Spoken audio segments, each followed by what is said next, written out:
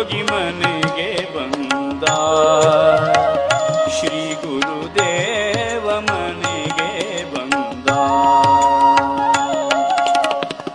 ಕಾಲಲಿ ಪಾದುಕ ಕೈಯಲಿ ದಂಡ, ಕಾಲಲಿ ಪಾದುಕ ಕೈಯಲಿ ದಂಡ, ಬಾಲರವಿಯ ಕಳೆಯ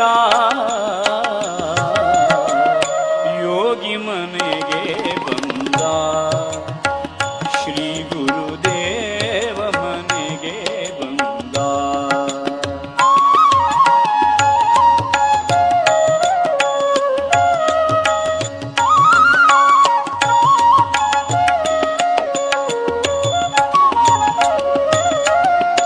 ಮಸ್ತಕದಲ್ಲಿ ಜಡೆ ಶೋಭಿಸುತ್ತಲೀ